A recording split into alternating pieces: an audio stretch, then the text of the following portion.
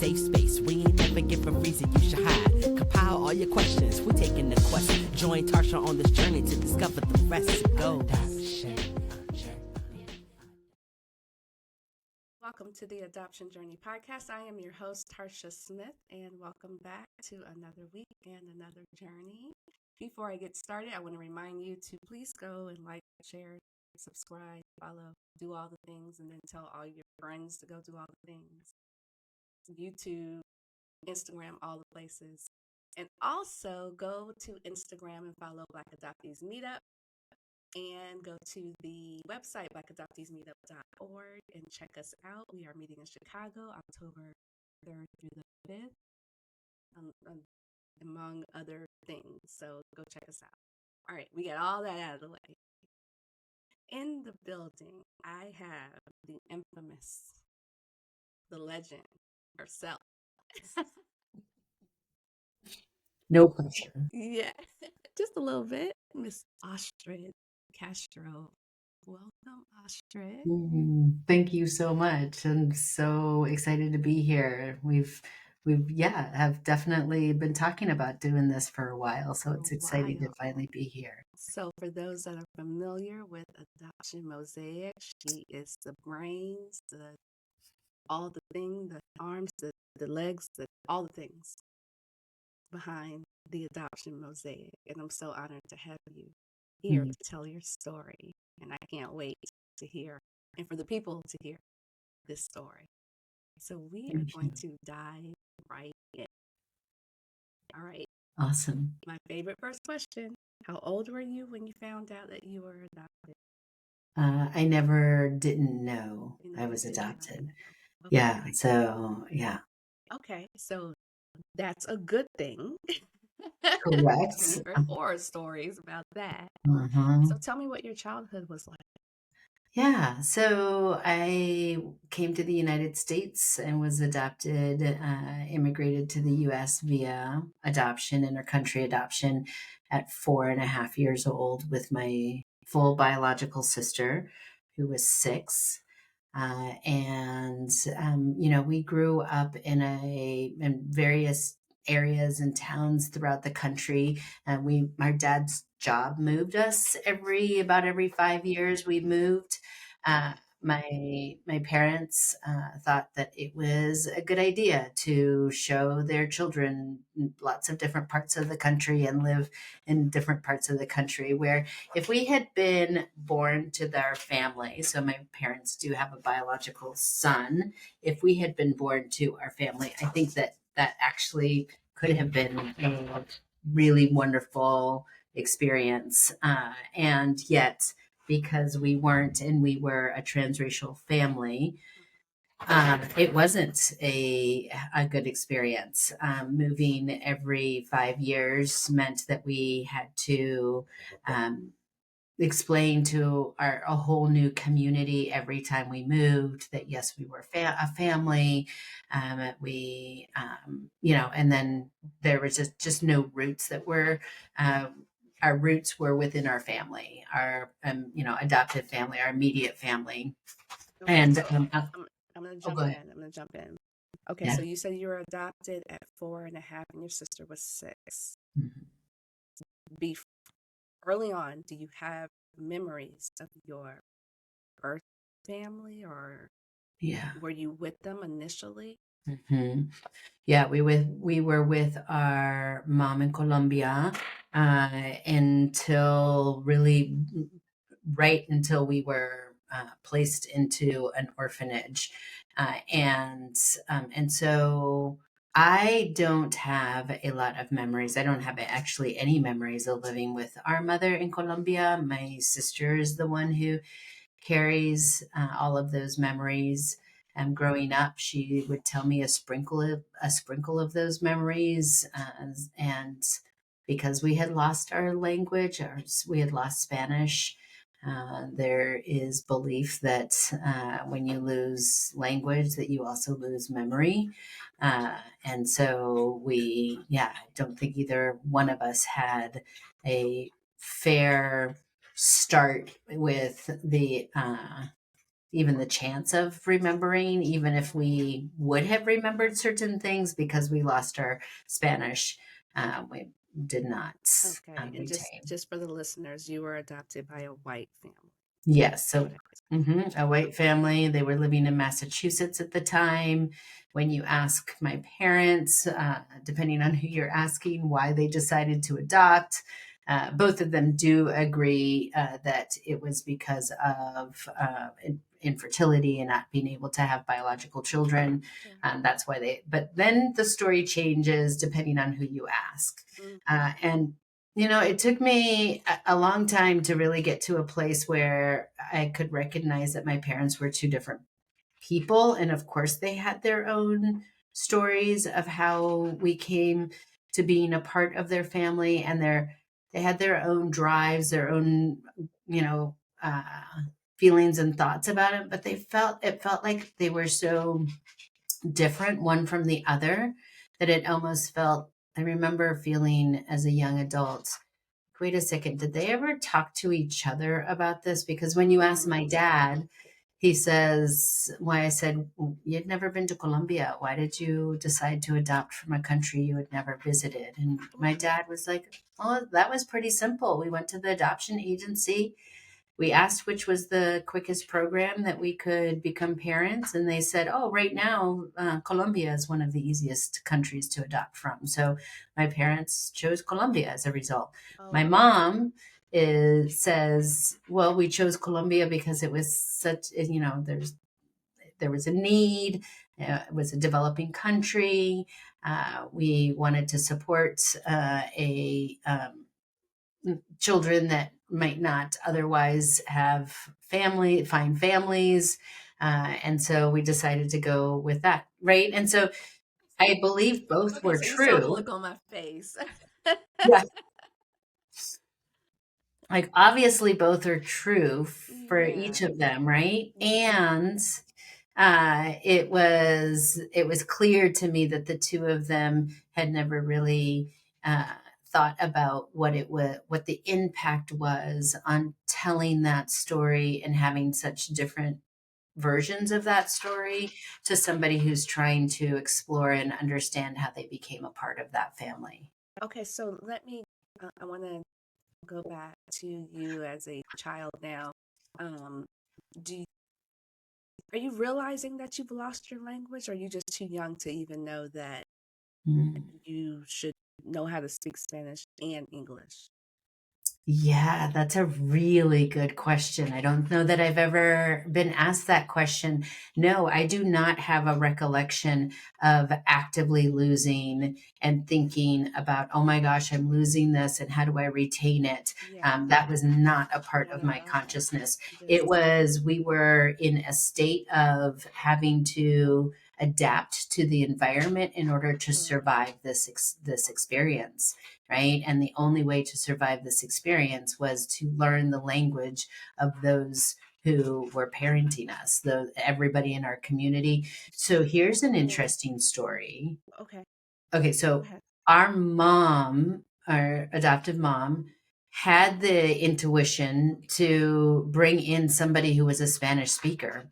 So our mom and dad, I believe both of them were probably part of this decision, uh, hired a nanny who was a Spanish speaking nanny to have us come in, or have the nanny come in and Mhm. take care of us, or help to take care of us, Sure. and to help us with our Spanish and learning English. And so our couple months after we had arrived, a social worker came to do the follow up after 3 months or whatever. And the social worker saw that my parents had reported that they were working with a nanny who was bilingual. And the social worker said, "Oh, no, no, no, you need to not have this person come into your home, because we need these girls to learn English so they can start school in the fall," because we came in February. And the goal was to get us into school starting in September. So the social worker said, this will delay the girls in learning English so they can start school. Wow. Mhm. Wow. Not even realizing as a child, it's very easy for children to pick up languages or to retain the or to one that they. retain the one that you write. Just wow. So your family, I can only imagine they were like, oh, okay. So Yeah. that ends. Wow. Right. The social worker must know what she's talking about, Right, the right, right. authority, all of this. And I think, hearing that story wasn't until I was an adult that I heard that story. Okay. Uh, So you and don't even just, remember that happening. You were too little to. yeah, yeah. Well, not only was I too little, I was also going through an extreme traumatic change and in my life that to focus on kind Right. of I my was about to environment. ask you. I was coming around that corner Mhm. because you are not a baby. Mm-mm. And so you are taken out of this one environment and put into a totally different environment. So you do have memories of what that change was like. Yes. So I do have some, it's more about like emotional memories or like, the body keeps the score kind of memories. Yeah. I do have one memory of when we had first arrived in the United States. Do tell. And yeah, so, uh, my sister had woken me up in the middle of the night and it was dark out. The house was nobody was up. And my sister whispered, I don't remember what she whispered other than basically, we need to go downstairs. And she sat me in front of the refrigerator. The two of us had never seen a refrigerator so big and so packed. So she sat, and it was one of those old, or not, I Mm-hmm. guess that we have Double them still door. today, but the double door ones, right? Yeah, yeah. And what I remember, because it was February and it was cold out, was that my sister had me sitting in front of the double doors, had opened both of the double doors. It was freezing, and I was just sitting there and I wanted to go back to bed. And my sister, who is a very gentle, kind person, uh, wasn't being gentle or kind with me in this moment. And she's telling me, and she's pulling things off of the shelf and she's telling me to eat. And she was in survivor mode. She was a year and a half older than I was. Her job was to keep us, alive or to keep us. She didn't know when we would be returned. And I think in Mm. her little 6-year old brain, or she was in this survivor mode, and I was just kind of like, okay, my older sister's telling me to do something, and so I followed instructions, and I remember crying, and that I didn't want to be there, and I didn't want to do this, and but I didn't have a choice, and so that is one of the few memories I have of our first Okay. house Do you living in. remember what she had you eating? What were you eating? You don't I remember. You mean, just remember she just said eat. yeah, yeah. Because when And you I were can small, imagine for me, they were new flavors and new tastes sure. because compared to what we were eating in Bucaramanga and Colombia.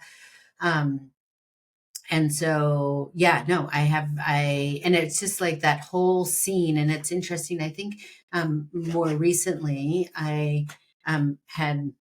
I told my sister about that, or I asked her about that, and she said that she doesn't remember that. Mm. And she said, I have no doubt that I did that. Yeah, she was very much in this. I Survival got to keep protection. Astrid safe, Yeah. and this, and who knows, we might be sent back. And we were very tiny, so 4.5. Any of your listeners who have been around small children, and we know that 4.5 and 6-year olds should not be weighing 25 pounds. Oh, Um, when we were both 25 pounds and just tiny when we that's came. very, very So tiny.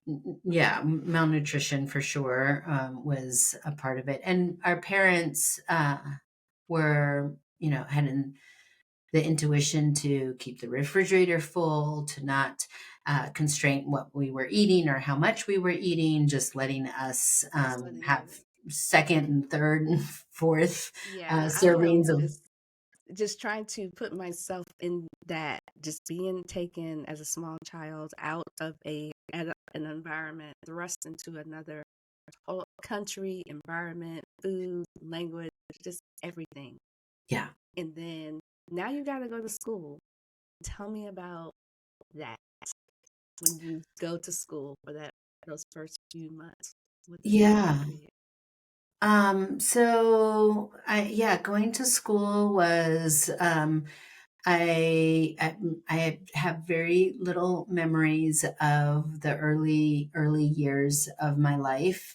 I remember that my sister had been held back. So even though they were trying to get us to go to school in the fall, my mother and father had decided the girls aren't ready. We're gonna hold back Mia 1 year and let them spend an extra year just here at home. And my mom was a stay-at-home mom, and Okay. so so it wasn't until we moved to outside of Atlanta, in Dunwoody, Georgia, which back in the mid 70s, Dunwoody, Georgia was a suburb really far away from the city.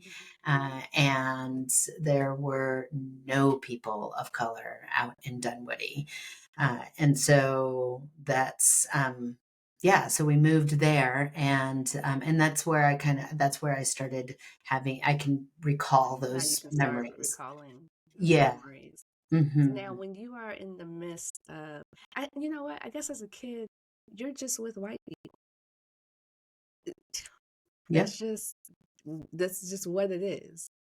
And are they taking you to like restaurants? Are they doing anything with your heritage, like food, No. people? Nothing. You No, I just mean, live this like they is, live.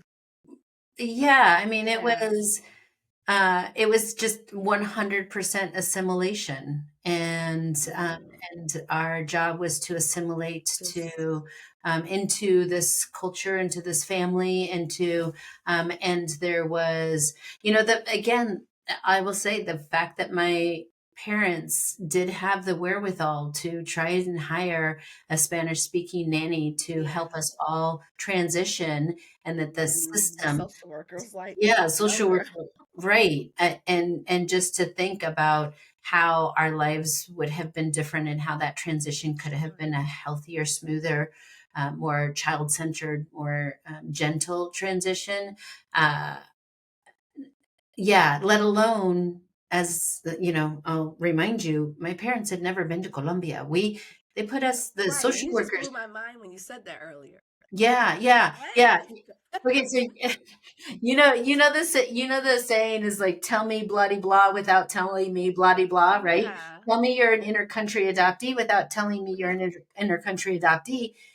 You can, if I can say I met my parents at the airport for the first time, and that is telling you I'm an inter-country adoptee without telling you I'm an Just inter, because there are right. so many of us who were escort. We had an escort. We had a social worker who escorted us to the United States. We did not know this social worker. She did speak Spanish and English. So and I that like there's every part of me that wants to know, like, what did she say to us on the plane? What did she do to Yeah. get? How do Who? you get these little girls on this plane to go where? Yeah, To be with who? yeah. And how do you Just prepare it? Like, you're going to meet these two people who you won't be able to speak to, right. and like, and you're going to, everything that you know is going to, I mean, even just getting on a plane, like we were, living on the streets under boxes Oh, with hold our on. We're getting mother. there. Oh, we're getting there. Hold on. But We're to getting there. Hold on. Yeah. go from that to the space of uh, where we're getting on a plane and our lives literally are just being pulled out from under us. Right. And I'm so interested in it. Again, it just being taken from one to the other. Now you just have to, like you said, assimilate and just be. Just Yeah. be. So even though you're just being, life is good. for the most part, you have a good life, Yeah. for lack of a better So word. yeah. You So understand what I'm saying, though. I do. And it's a tricky question for adoptee to ask, Yeah. right? This is why, because it's not about, did they try to provide us the best that they could? Did they try to give us what they thought we needed? Absolutely. Right. They were, did they, try to uh, help us feel a part of the family? Did they do their best? 100%. They're So let me kind ask you people. this. What about extended family? Is that all good, or are there issues, or just everything just like this is just what it is? Yeah, because we moved so much, we didn't really have access to extended family. Mm, okay. Um, and the extent, and so that's another thing, for families that move a lot, I don't think there's much of a conversation on the impact of adoptees, transracial adoptees. When I meet adoptees who are very connected to extended family, cousins and aunts and grandparents and this and Me, that, right? I'm one. Yeah, Yeah. within your adoptive family, Hmm. right? Very Yeah. much. No, we didn't have any of that. We saw them at, weddings and funerals, weddings and funerals. Those were Mm, the places that we saw these people. And in a sense, they were strangers to yeah. us. We didn't have the internet. We weren't on Zoom calls. We weren't getting to know each other Right. in these ways. Um, so I think that and I will speak for myself, in that I was very disconnected to extended family. Mm, And my parents, and it's interesting because my parents, I didn't share this, but my parents, 3 months after my sister and I arrived, our mom was pregnant with our little brother, who's our parents' biological son. uh, and and his name is Tony. And I never thought of him as anything other than just my little brother, sure. and until I started doing this work, and Yeah. uh, and so yeah, but he's my parents, full biological child. He and watching him integrate himself, or for the family to integrate him into the extended family members, aunts and uncles and cousins and all of this, it is watching it is so natural. It is so natural. It was something that I definitely, I think, now that I'm an adult and watching my brother feel very comfortable in the family and extended family, and feeling, and I think that some could say, well, it's not something that I wasn't striving for a strong relationship with my parents' extended family. Okay. I didn't feel Connected. connected to them, Okay. right? And honestly, I don't think that it was my job. I think it was the adults in our Sure. lives to integrate us and You make us feel integrate. like a Right. full member of this family. And Absolutely. yet it's very clear we're not full members of the family. Ooh, And what does it mean to actually be a full member? Like, a full biological member is not something that we should be striving for because it's not possible, right? right. Um, but But that's all we have modeled. but I but like you said, it's the adults, because that's my experience. I was integrated, and I don't even know if you want to call it integrated. That's just how my family. That's just what we did. They did family reunions. We did um, visit. It's just a very tight knit family, and so Hmm. that's just what we did, and so that's why I'm so connected to aunts and cousins, and my grandparents have, at this point, they were all gone on, but grandparents, and then I even had great grandparents, but adults, Hmm. they took us around. They made sure we had those relationships. It's just what we did, and I never thought about it like that. Had my parents never did that, I might have also felt not Hmm. connected, because Hmm. there would have been no relationship. Yeah. But Yeah. yeah, I never thought about. Yeah. about that. I wanted to ask you, um, was there any difference between how they treated you and your sister and your brother? Was there? Hmm. Mm, Yeah. talk about that. So, and here's the thing is that, and I talk about this in the classes that we do at Adoption Mosaic, because I think this is one of those things we don't know how to talk about. It is the subject of there is my parents raised and treated my brother differently than they raised and treated me and my sister. And was there aspects of, well, he was the baby? Yes. Well, he was the only boy. Yes. Well, he was right. All of those things Those where, things, where yeah, the check, check, yeah, check, yeah, right? yeah. I'm talking about, was he also biological? Was he also being did he have mirrors in his life, biological mirrors? Yes. Did they maybe treat him differently because of those mirrors and because they saw themselves in him? Yes, of course they did, right?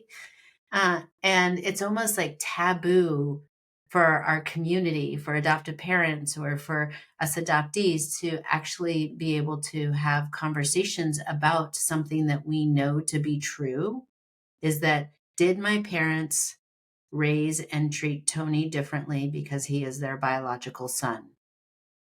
Yes, But not, but absolutely. not. That's just naturally what they did. They didn't set out to be like, Right, this is the biological one, so we're gonna do this. right. But it's a Well, natural thing. and that's the Yeah. part that we don't know how to talk about because am I saying that my parents loved Tony more than they loved me?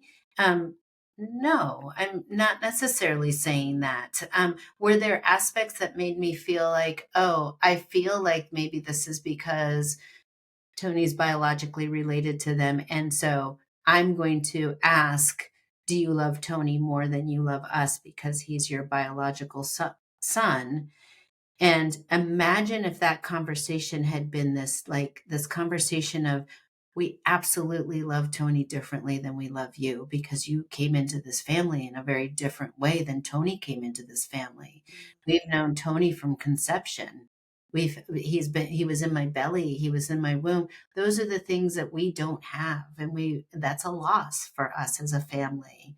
And I'm thinking about your relationship and what kind of relationship you had in those first 4 years with your mother who had those experiences. I mean, like it just like opens up Opens it up. this opportunity for a potentially really healthy healing conversation versus what I think oftentimes adoptive parents have or respond to when they're asked a question like that is like shut down, like defensive. Oh, you're asking me if I love or am I treating my da da da da, and they just kind of get defensive as opposed to an invitation to, oh, the window's cracking for me to have a hard conversation with my child about something that clearly your parents, my parents didn't have the tools to have conversations around adoption, let Not at alone all. race, let alone, birth family, first family, Colombia, all of these things.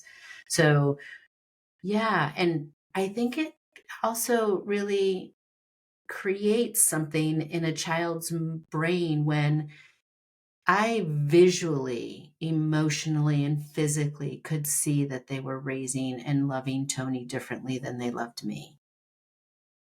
But because we didn't have words for it and because we didn't know how to have a healthy conversation about it, it turned back onto myself of self-worth and value and being accepted into this family. Wow. Wow, wow, wow. Okay. I'm gonna take another hard right turn. How old are you when you decide I want to go and find my family in Colombia? Uh, I don't I think from the minute I got on the plane or from the minute I lost our mom, I was probably spending most of my life thinking about her and wondering about her and wanting to find her. So, what are the steps that you took? How old were you? When I came, I was four and a No, half. no, when you So, started to look. oh, After. so I started to look 15 in my 20s. So in my mid 20s, I started called the orphanage. I'd called the adoption agency in Lowell, Massachusetts. I just kind of put my big toe in. You know, us adoptees, we'll put our big toe in this thing called search, and then we'll be like, okay, either like nothing happened immediately or something happened and you're like, I think I need to just take a step back and really regurgitate this and think about what I'm doing. So I had started, I would say, actively searching for her and picked up the first phone call or sent the first email or made the first inquiry in my mid 20s. And then it took me 15 years, but not 15 years of actively looking for Yeah. her, but it took me 15 years to actually find her. And when you found her, how did you end up finding her after? Yeah. What was So what was that last turn? You're like, oh my gosh, I just found her. Yeah, so that was my daughter. I had a child and was traveling. I decided that her father, my now ex-husband, that he was Italian, born and raised, and we lived in Italy. I spoke Italian to our daughter, and so my the two of us, my husband at the time and I, had decided that we would vacation every other year in Italy and every other year in Colombia. And when we went on vacations. And so that meant we weren't going to Disney. We were doing a lot of the things that, like, going and vacationing in places that a lot of vacationers would go. We were going to places very intentionally to connect to either family or culture. I wanted my child to experience loving and being and feeling connected to being Colombiana from Colombia, which is Yeah, something that I felt like had been taken taken from from me. you. So I'm gonna make sure Yeah, she yeah, has it. Wow. exactly. And we had also put our daughter in Spanish immersion. So at this point, our daughter was the only one who spoke I Spanish in was our family. just gonna ask you that because you said you spoke Italian. I was wondering, did you also speak Spanish? No, I never relearned Spanish. So then we were going to the coast in Colombia. I'm from the mount and was born in the mountains in Bogota. And then we lost our mother when we had moved to Bucaramanga, but both very mountain places, cities and towns, not on the coast. But when we would go on vacation there, when Maya was little, we would vacation on the coast and just have a beach weekend or a week So or you're 2 going weeks. to the vacation in Colombia, but and you know you're from there. And are you but you're not searching, you're just Mm-mm. there. I don't know how you did that. I'd have been Well, and the thing was that Bucaramanga, because it was in the mountains okay. and I wasn't familiar with it, and it wasn't a place that I felt comfortable going to. Okay. And I had a small child, and so I only wanted to go to a place that had a lot of tourism, had access to. I mean, if we needed to find somebody who spoke English, we could. If we went to Bucaramanga, it's rare to find somebody who spoke English. And since Paolo and I, neither one of us spoke Spanish, we just didn't want to take that risk. And so it wasn't until she was 8 years old, and she had already been to Colombia, to Cartagena on the coast. She had already been there 3 or 4 times. Okay. And so I then we were about to go to Cartagena again, and we were going to book our flights. And Maya said, she was 8, and she said, I want to go to Bucaramanga. I don't want to go to the coast.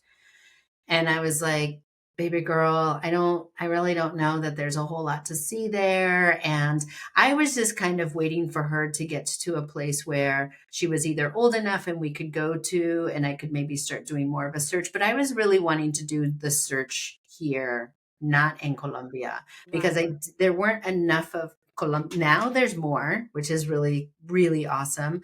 Uh, but at the time there weren't Colombian adoptees who were living in Colombia and helping adoptees search or helping with paperwork and all of this. And because of imposter syndrome and because not speaking Spanish, and every time I went even to the coastal town, I was very much treated with this kind of why don't you speak Spanish? Why do you think you're better than us? When I would say I'm from America, they would say you are in America. So it's so interesting because people who travel to Colombia who do not seem to be Latino or don't, um, that the Colombians don't confuse whether the person is Colombiano or not. Okay. And you said, oh, I'm from America, they don't care so much. But if you have on your passport, it says that you are born in Colombia and you are there, and somebody says, where are you from? And you say America, then they're offended and say you are in America. You're in South America or Central America, Yeah. right? And so I learned really quickly, okay, I have to say I'm from the United States. I mean, there in Spanish, there's a word that's United Statesian.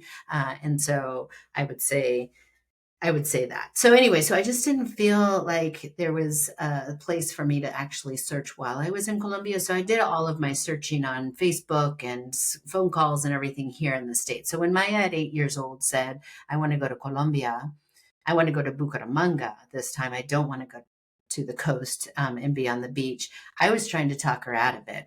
And, At 8, she already knew where she wanted to go. well, and here's the thing. Maya did her sibling is Adoption Mosaic.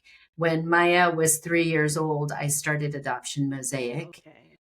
And my her dad and I at that time, we had said we were planning to see if we could have another child when our first child was 3 years old. And at that time, I had already started Adoption Mosaic. And I said to him, what do you think of us just having one kid? Because I really want to focus my career. And I don't. And if I have another child right now, like I just started Adoption Mosaic. And if, we did, and he agreed and he said, okay. And so we decided to not have any more children. So Maya grew up. She was born and when she was born in 2003, she grew up with Adoption Mosaic Sure. her whole life. Yeah. She can talk circles around most people around adoption and federal laws that impact us adoptees, and talk about grief and loss and birth family and adoptive family and race and racial identity and being biracial. I mean, she can talk circles around most people. Um, and she also very much identifies with being now an adult child of an adoptee. Yeah, and she speaks publicly, and she speaks on panels and talks about the experience of how this adoption has impacted her life, that next generation, which I think is the next conversation that we need to be having more of, for sure, of the ripple effect of how adoption is impacting the generations to come. Okay, so we got to get back. How did you find your birth mother? So moments before we leave for the airport, I decide to grab the black and white photos that I have of my sister and I, from when we first arrived in the United States. Black and white passport pictures. I grab them, put them in my pocket, and get on a plane. and our family flies to Bucaramanga, me, my husband, and my daughter. And we decided we were going to go see the orphanage and maybe ask around since we're here. Why not? Long story short, we met somebody who spoke Italian fluently, which was just happenstance. So we happened to find a social worker who had retired, and happened to have, I don't remember if he lived in Italy or just studied Italian, but he spoke Italian beautifully. Okay. And he had also, in his career as a social worker, he had placed children through adoption. And it was almost as if like he was giving back to a community that he realized as a social worker he had not done due diligence when it came to doing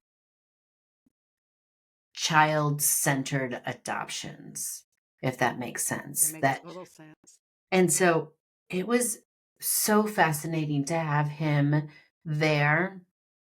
We happened to meet him while we were at the center of the kind of like Department of Human Services. We had gone there to visit to see if there was any paperwork that I could find, and he happened to pull up in his car, and the director of that program said, "Oh, this is my husband, the social worker, retired social worker.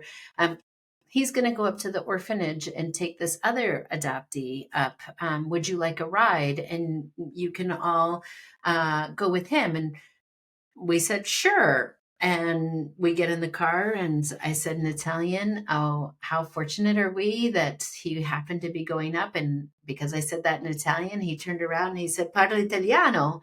And we said, "Si." And he's like, "Anch'io." And so then we just started talking in Italian. He didn't speak English at all.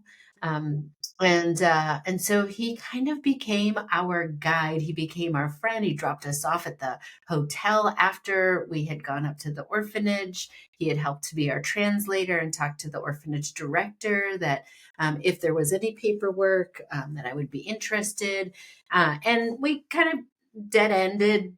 And he came and picked us up the next day, and he said, "Let's go to the vital records. I'll take you there, and I'll talk to everybody." So it was just this kind of guardian angel, if you will, that was put into our right into my path. And the last day we had gone through every office, we had done everything that we could think of. And he was like, "Well, I don't know what to tell you. It doesn't look like there's a trace." And I Because you said, didn't have any information. Okay. "No, we came with falsified. Well, my sister and I's birthday on our birth certificate is the same day. And so there was belief that maybe it was just falsified, but we didn't know. My sister and I grew up thinking that we had the same birthday, exactly a year apart. And on my birth certificate, it said I was born September 30th, 1971.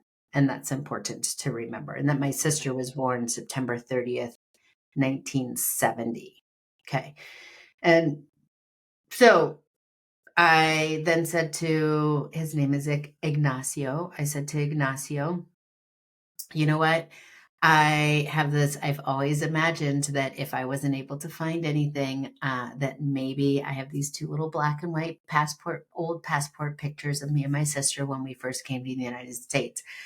I wonder if we could just go to the local newspaper and get a classified ad out, and that I'm looking for our mom." And he said, "Oh, I think that's an excellent idea." There was two newspapers, local newspapers. Well, actually, one was more national, and it was like the New York Times. Okay. And the other one was the Inquirer, the kind that nobody admits to having a subscription because everybody, but right. And it's in the grocery line with a gossip and all of this. Yeah. And he says, "I think we should go to this newspaper." And I was like, what? No, let's go to like the New York, let's go to the bigger one. And he said, no, because your mom is more likely to be from a community that reads only this type of newspaper, not the New York Times. And I was like, okay. So we went to the local newspaper and I went to the front counter. He came with me and I showed him the black and white pictures. And I said, could I buy a classified ad? And the woman at the counter said, can I take these to the back for a minute? And um, she took the pictures into the back and her boss said, let's run a story. We don't know of anybody who has come back to look for their birth family. They ran a story and it went to print on Monday morning. And within just a couple of hours, 4 women came forward and said, those are my girls. 4 women. Mm-hmm. So how do you get down to just tell the truth? Well, and here's the interesting thing is because at the time in the 70s, in the mid 70s, there was a lot of separation and a lot of there was a civil war going on, which is why my parents never flew to Colombia to get us, is because they were advised to not travel. It wasn't safe for Americans, people from the United States, to travel to Colombia. And so that's why we came here on a plane instead of them coming down and meeting us in Colombia. So I strongly believe that all 4 of these women had lost their children to the system, and that all 4 of them were looking for their daughters that were around the same age. What happened was I had given the Ignacio, who agreed to be the contact person in the newspaper. I'd given him some information that was like, okay, if somebody calls in, I mean, what are the chances that anybody calls in? But if somebody calls in, here's a little bit more information that you could ask. And he took all 4 calls that morning, and I didn't know. I mean, we were in our hotel, right? And so I said, he calls me, he goes to the hotel, he came to our hotel and he calls me from the lobby.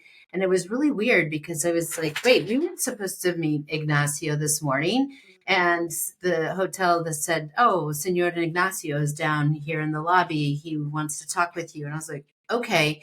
And then in the elevator, my heart started racing. And I said, yeah. I was like, oh, it went to print this. What? So I get in the elevator, I come down and he says, I want you to be sitting. He said, I think we found her. And I said, I'm sorry, what? And he said, yeah. So there's these 4 women.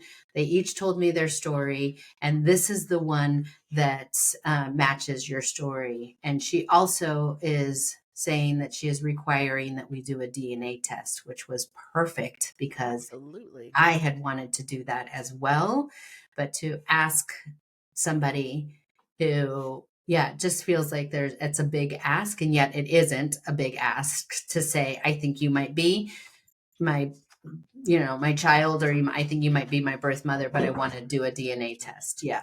So we did end up doing, we went to a genetic clinic, drew blood, and we didn't do the saliva swab. We did, and we, found it was a match. But did you meet her before, or did she take one? No. We met first, and then what was that like? It was surreal. I did not see. I did not grow up with genetic mirrors. I didn't take one look at her and instantly just say, "Oh, she's our mom." I had doubts. My daughter's father took one look at her, and Ignacio, our friends, took one look at her and said, "Oh my gosh, you too! That is absolutely your mother." And I didn't see the resemblance. I do now. I see the resemblance more now. But yeah, it was and then, well, and then I'll share with you what we found out was that our mother had left us with what was supposed to be a trusted caregiver. We were living on the streets. We were then given, our mother was given some money to go and stay at in a kind of a hostel and get a room in this in this house that this woman was managing. Our mother got a job in another town, got on a bus and asked this woman, I got this job. Can you just watch the girls for a couple weeks? I will come and retrieve them. And within 3 days of her getting on a bus to go to this job, this woman had taken us to the orphanage. And then it took her some time to come back. And by the time she came back, we were already in the system to be adopted. And so she then spent 36 years looking for us. Oh, Yeah. wow. So I met, I'm sure you're familiar with the consciousness model that is kind of the idea of us coming into our adoptee consciousness. And the authors of this model, Dr. J. Ron Kim and Susan Bronco, and there's 4 other adoptee scholars that also are part of writing this paper. It talks about that first status quo of being in like this rainbows and unicorns. Adoption is so beautiful, is so wonderful.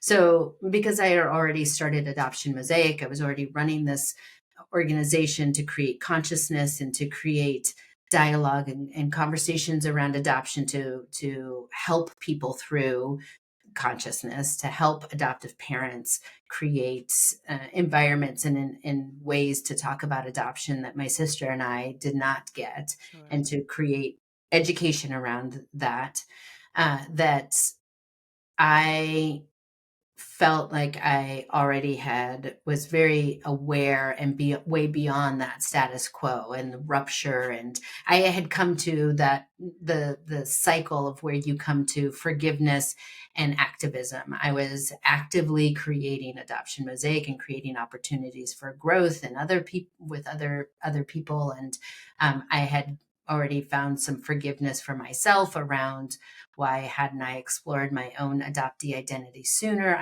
All of that, right? But, and this is a very intentional but, that I was still in status quo when it came to reunion. I still had this idea and this notion of rainbows and unicorns of I'm going to meet my mom someday. And the craziness of all of this is going to make sense.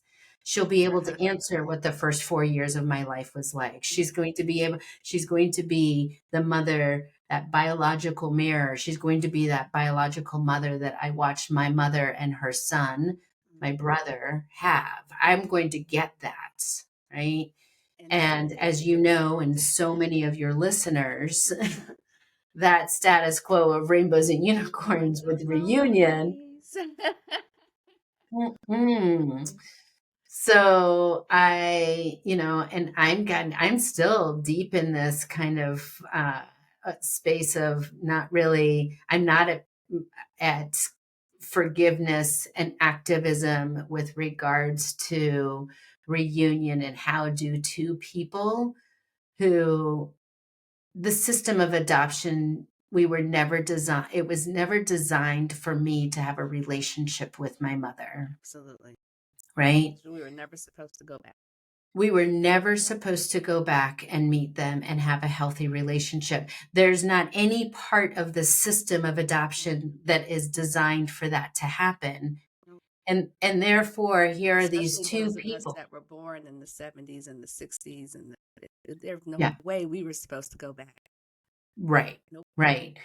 And so here we have 2 people who have no resources and no support, meaning me and my mother in Colombia, to actually navigate a healthy relationship. And the thing that I never thought of which I do believe my sister had more maybe awareness of this than I did, was that I was going to be trying to develop a relationship with somebody that didn't have any of the same resources, mental health, access to, like, I wasn't building a relationship with somebody who had a healthy sense of identity. I was trying to build relationships with somebody who is deeply impacted through the trauma of losing her two babies. I've said it before. It's like when we find these people, it never crossed my mind that I was going to find a broken person. Because I too, rainbows, unicorns, and ponies. Yeah. Yeah. It's going to all make sense. And they're Yeah. going to give me all the answers. Right. Nope. Well, and then it's just and I mean, not only, I mean, it's also a system that, because it was never designed for us to be in reunion Sure. or be in contact or be in community or build a healthy relationship, there aren't systems in place to help us navigate that. No. So I think that there is a lot of work ahead of us in helping to support all the parties that are involved. And it's not just adoptee and birth first parents, mom and dad, right? It is this system, family system, this structure, family structure that, is impacted by this reconnecting, and then not and then there's this whole side of how reconnecting with my birth family has impacted my relationship with my adoptive parents, right? And we're not a having, little bit about that. well, when I called my parents and I said I was still in the hotel, I had just met Carmenza, our mom in Colombia, and I called them on the phone. I first called my sister. She was the first person I called. And then I called mom and dad. And I said, I think we found her. And they were like, what? Because the intention wasn't to go down there and do a search. The intention was my daughter wanted to see where her mom was born and where her mom was from, Bucaramanga, because that's what it said on my birth certificate, that was born in Bucaramanga. And when I called, my mom said, "You tell your mom that we're so glad that we want to welcome her into our family." And just so much love and acceptance, and it was, and you would think that I would just like melt and be like, oh, all the warms and fuzzies, and it was not. And when she said your mom, I remember thinking, why does that feel so wrong that you're saying that?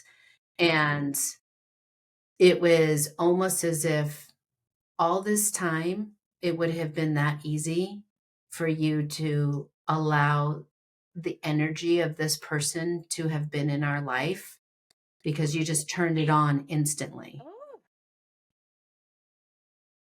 It didn't make sense. Ooh. Why, like, all of a sudden I'm gonna not your birth mom, not your, it was just your mom. And I was like, I'm not ready to call her my mom, because there's a lot that's built up around that, right? Sure. And to have, and To have then her say it. yeah,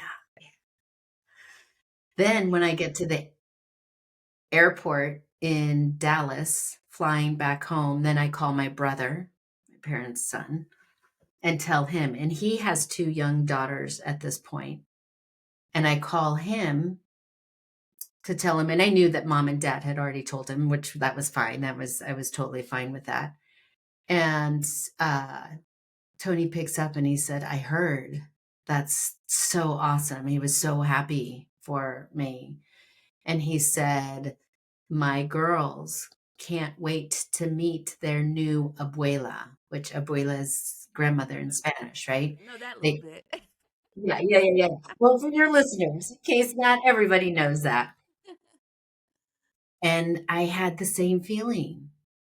I was like, wait a second. How is it that it is that easy for these family members that we've never you as my brother have never had a deep conversation about what I had to lose in order to be a part of this family. And yet now that there's this person and there's all this celebration and excitement, you're just Well, maybe because, and I'm playing devil's advocate here, maybe because it needed to come from you first. Like, they don't always know what to say or how to approach that. So if you aren't talking about it, she's giving me a look. But if you aren't talking about it, maybe no. Okay. I had already started Adoption Mosaic and was running Adoption Mosaic, publicly speaking about adoption and the need for dialogue and conversation. And this is in no way about blaming my parents or my brother. It's so much more, it's so much deeper than that. Because what it's about is to say we don't have a system that allows for these conversations to happen. And so you can't just choose to have the happy parts in a family. You have to hold space for the hard parts, for the shadow sides of these conversations. And I think what I felt in that moment was we as a family have not known how to hold the shadow parts of this, and you just want to go The to, shadow parts. yeah. The shadow parts. Those are the parts that people don't want to talk about. And that's where the And healing that's happens. definitely where the healing happens. I hear you. I hear you. And I know that you had already started Adoption Mosaic, but hold on. I'm gonna put a pin in my uh, thought. Let the people know exactly what Adoption Mosaic Mhm. is. Yeah. So Adoption Mosaic is a organization that provides adoption education and support resources to all members of the adoption constellation. So anybody who is impacted by an adoption, we used to call it the adoption triad. We stopped calling it that a long time ago because we know that the ripple effect of throwing this a stone into water and the ripples just keep going.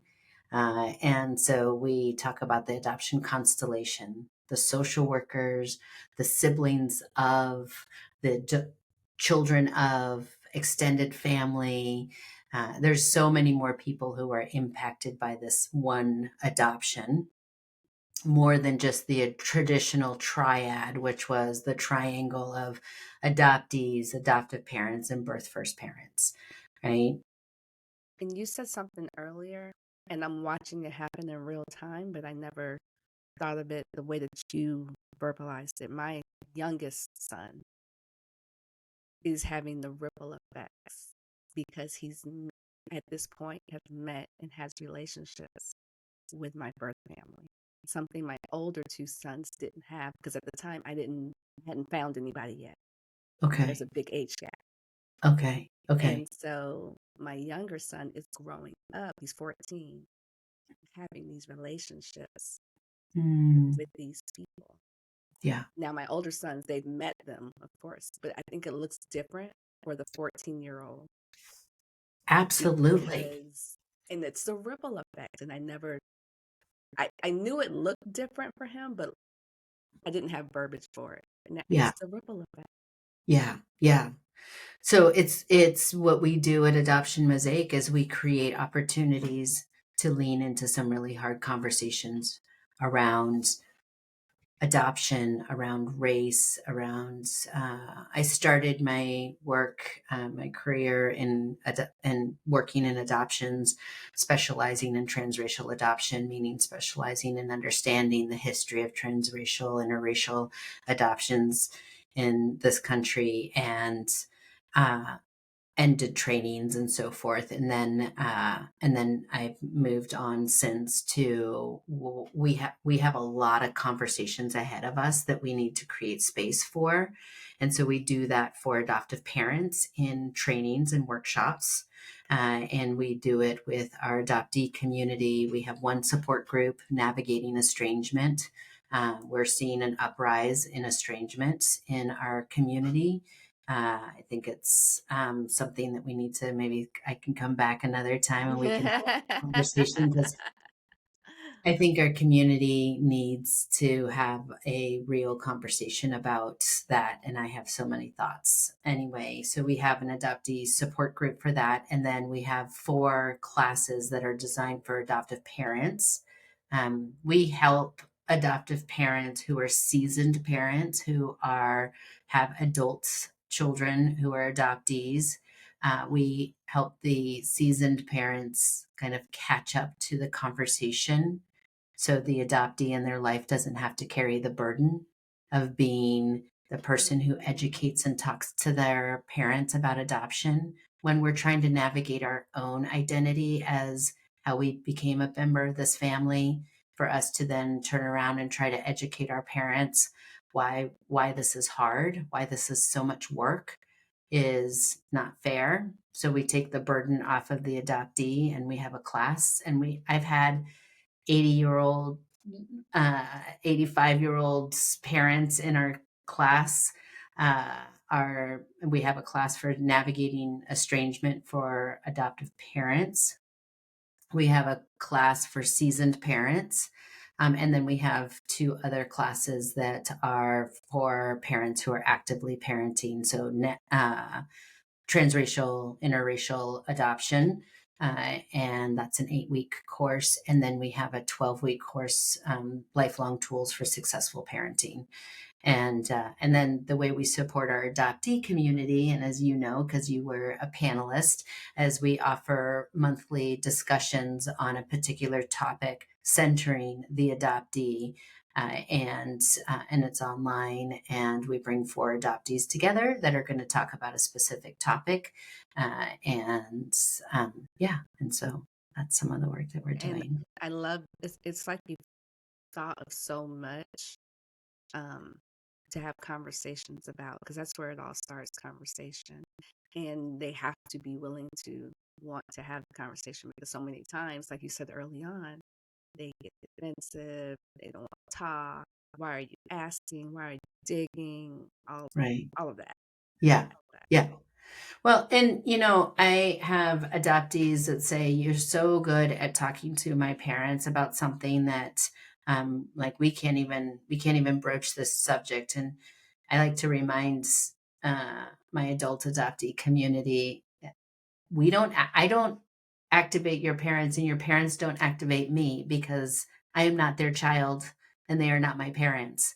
And I've built a career around saying, these are the conversations that will actually heal and help you get closer. If you can have these conversations, start learning about beyond the rainbows and unicorns of adoption, right? And ponies, I think you said. Yes, there's Um, ponies too. yeah, we got some. Yeah, glitter. We should add some glitter, right? Um, and so, yeah, so I am watching adoptive parents that are willing to lean into these conversations and learn, and want to get closer to the adoptees in their And I lives. think it's a little different now than it was when we were born and adopted, because there was just nothing. It was like, here's your baby, have a wonderful life. Right. And so all of this that we've grown up to do, we were not, and they never would have imagined that we'd be out here just taking random DNA tests. Right.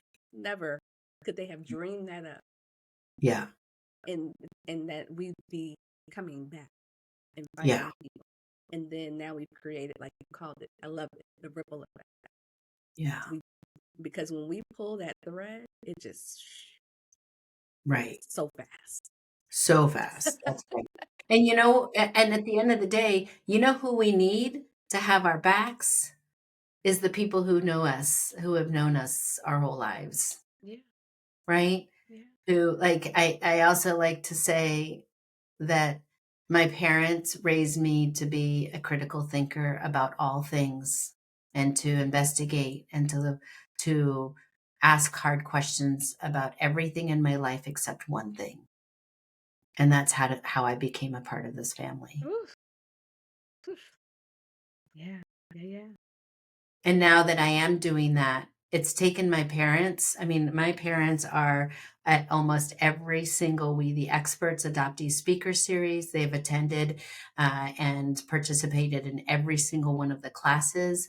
They even took estrangement, and my parents and I are not in estrangement. And I do believe that my parents and myself, we together have modeled what it means to do some of this work. They don't get it right. I don't get it right. I mean, we're All a work in far, progress. yeah, far Right. from perfect. And we are, as a unit, we are modeling what it looks like to do this work together. So, real quick, and of course, you don't have to go into detail, but are you in reunion with both sides, maternal and paternal? No, no, I'm not in reunion with my father. Um, with my first father. I will say, with Mother's Day and Father's Day kind of around the corner, Mm-hmm. I will say that, was it last Father? No, it was two Father's Day ago. I asked my adoptive father, I asked him, I said, do you ever think about my birth father on Father's Day?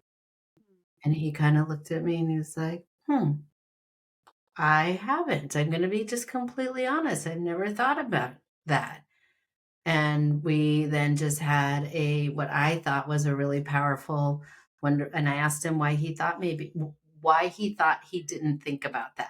Right. That's a hard question for it. Like, why do you think you've never talked about him? Why do you think you think that you're the only father? Like, mom has always had to share not being the only mother in my life. Why have you never thought that you had to, like, share this identity as father? Right. That's quite the And, question. That's yeah. quite the question. And here he is, 80 years old, Yeah. and he's like, that's actually, he said, I think I'm going to have to think about that. That's a really good question. I'm not sure. And then I proceeded to say, do you think it might also have to do with, we perpetually talk about birth Sure. first mothers, and we don't talk about fathers? And he said, yeah, that could be. And then I also asked him, I said, do you think also because you just want to be the only father? And what my father represents is, so my first father, um, in Colombia is, the story that I have been told is that he is not a kind person, and that he is one of the reasons our mother was not supported by him, quite the opposite. And so I asked my adoptive father if, when he thought about, what did he think about when he thought about my father in Colombia, and my dad said not some very nice things. Sure. uh, and I said, I think that has to do with protecting and wishing that his girls hadn't gone through whatever they went through. And I said, yeah, and he's also a part of who I am. That's something that I'm working on, and I'm trying to figure out, and being able to have that conversation with my dad, Norm, felt really special. Yeah. That is, I never would have thought to ask anything like that. Yeah. Yeah. Yeah. Ooh, that's a mic drop moment. That's Yeah, there you have it. I want to thank you for Mm, coming and sharing and telling us more about Adoption Mosaic. And I will definitely put the link in the bio on YouTube in great. the description so that you Awesome. guys can go and check out Adoption Mosaic and all that she has to offer because it is uh, just all kinds of knowledge. Anything that you want to know, it's there. Any panel that you could dream of, it's there. Things that it's all there. Even maybe And some things you haven't thought even of. things you haven't thought of, it's there. And if it's not there yet, it's coming, because as I told Yeah. her offline, she is a well-oiled machine. Thank you. Well, and I just want to say how much I appreciate you and the work that you're doing Thank you. in creating a space and a platform for others to share their experiences and their journeys. We learn from each other, and this is such a powerful way to do that. So I really appreciate you and all the work that you're doing as well. Thank you so much. I really appreciate you being here. It was an honor to speak to you. To have you on the show. Thank you. You're welcome. And on that note, bye, family. Ciao for now. Journey on. You need a pie with the good. Oh yeah, what is the one? Adoption.